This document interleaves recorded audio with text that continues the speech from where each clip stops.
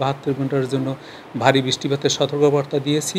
একমাত্রই সতর্কতা, সচেতনতা এবং সচেতনতা। 15ই জুন পর থেকে মৌসুমি বায়ু সক্রিয় হতে থাকে এবং আমরা আগেই বলেছিলাম যে 16 তারিখ থেকে 22 তারিখ পর্যন্ত সারা বাংলাদেশে বৃষ্টিপাত হবে এবং কোথাও কোথাও ভারী থেকে অতি ভারী বৃষ্টিপাত সংঘটিত হতে পারে।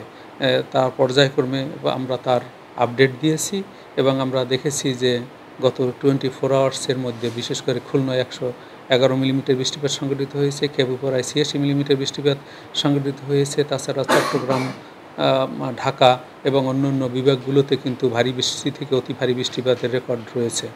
এই যে বৃষ্টিপাত, বর্ষাকালের বৃষ্টিপাত মূলত মৌসুমি বায়ু সক্রিয়তার কারণেই হয়ে থাকে। বাংলাদেশের উপর মৌসুমি বায়ু এখন খুবই সক্রিয় অবস্থায় রয়েছে, বঙ্গোপসাগরও সক্রিয় অবস্থায় রয়েছে এবং পাশাপাশি একটি সুস্পষ্ট লঘুচাপ পশ্চিমবঙ্গ বরাবর অবস্থান করছে এবং তার বর্ধিত অংশ উত্তর বঙ্গোপসাগর পর্যন্ত বিস্তৃত রয়েছে।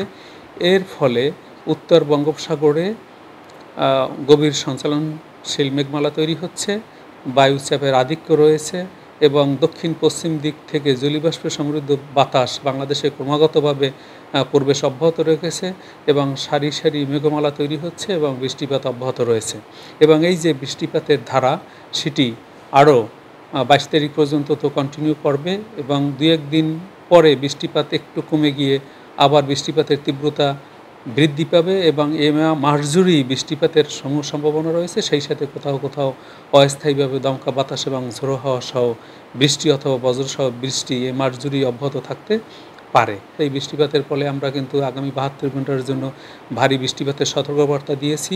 বিশেষ করে সকল বিভাগেই কোথাও কোথাও ভারী থেকে অতি ভারী বর্ষণ হতে পারে এবং অতি ভারী বর্ষণের কারণে রাঙামাটি, চট্টগ্রাম, খাগড়াছড়ি এবং বান্দরবনের পাহাড়ি এলাকায় ভূমিধসের সম্ভাবনা রয়েছে। তাছাড়া ঢাকা, চট্টগ্রাম এবং খুলনা মহানগরের কোথাও কোথাও অস্থায়ীভাবে জলাবদ্ধতা তৈরি হতে পারে। কোনো নিম্ন এলাকায়ও অস্থায়ীভাবে জলাবদ্ধতা তৈরি হতে পারে এবং এই যে বৃষ্টিপাত, এই বৃষ্টিপাতের কোথাও কোথাও বজ্রবৃষ্টি হতে পারে এবং এই বজ্রবৃষ্টির সাথে বজ্রপাত হতে পারে। আর এটা ওইটা না, কাপড় ধোয়ার একটাই সলিউশন, চাকা অল ইন ওয়ান।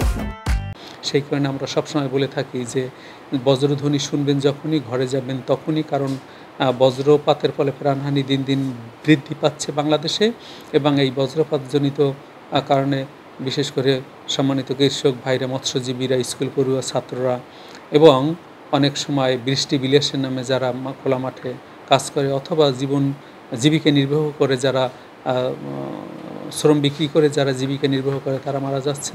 সেই কারণে তারা যারা বাড়তি সতর্কতা অবলম্বন করে, একমাত্রই সতর্কতা, সচেতনতা এবং সচেতনতা। কারণ বজ্রধ্বনি শোনা মাত্রই ঘরে অ্যাটলিস্ট 30 মিনিট অবস্থান করতে হবে এবং এই বজ্রপাত থেকে রক্ষা পাওয়ার একমাত্র উপায় হলো ঘরে অবস্থান। বজ্রধ্বনি শুনলেই দৌড়ে গিয়ে ঘরে অবস্থান করতে হবে, গাছের নিচে দাঁড়ানো যাবে না, খোলা মাঠে দাঁড়ানো যাবে না।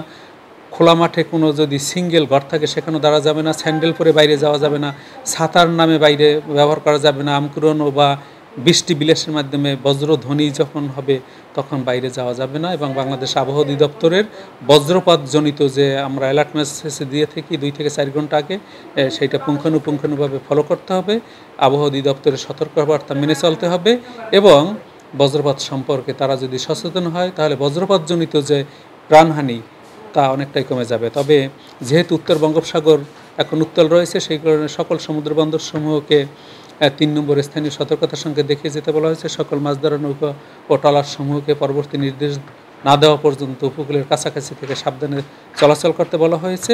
অভ্যন্তরীণ নদী বন্দরকে 1 নম্বর সতর্কবার্তা দিতে বলা হয়েছে এবং পরিশেষে এই যে বৃষ্টিপাত অব্যাহত থাকবে, এই বৃষ্টিপাতজনিত যেসব দুর্যোগ নেমে আসে সে সম্পর্কে তাদেরকে সাবধানতা অবলম্বন করতে হবে, আবহাওয়া অফিসের সতর্কবার্তা মেনে চলতে হবে।